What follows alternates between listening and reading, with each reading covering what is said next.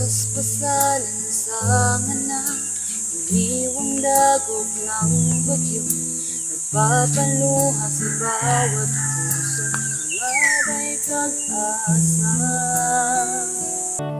Ito ba isang paalala o talagang itinadhana na sa bawat kamalian tayo rin ang babalikan? What's up mga katropa? Welcome sa ating channel kung saan madalas nating topics ay ang mga family band na talaga nga namang mahuhusay at nagbibigay kasiyahan sa ating mga giliw na manonood.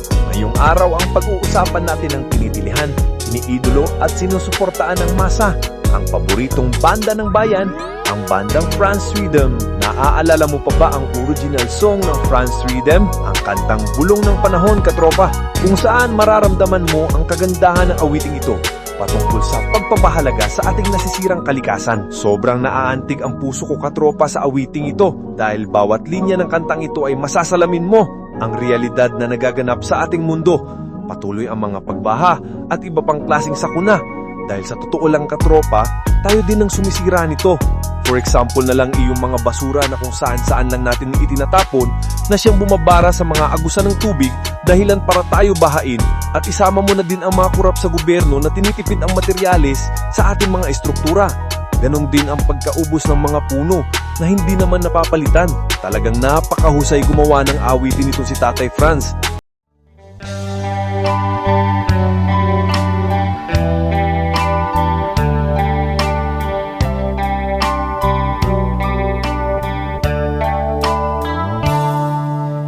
Kaspasalan sa ngana, iniwang dagok ng bagyo, nagpapaluha sa bawat pusong hangaday pag-asa.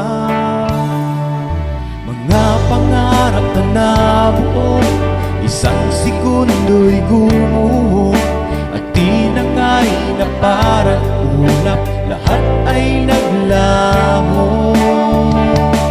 Ito ba'y isang paalala o talagang itinadhana?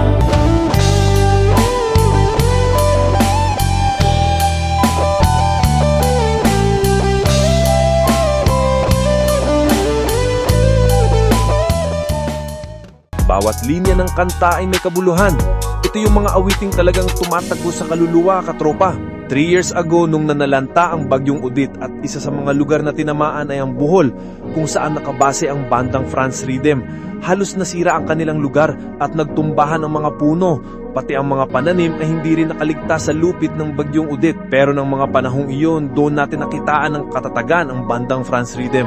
Sa kabila ng mga nangyari, ipinagpatuloy pa rin nila ang kanilang misyon na makapagpasaya ng mga tao at maging inspirasyon para sa mga katulad nating mga Pinoy na hindi basta-basta sumusuko sa anumang hamon ng buhay.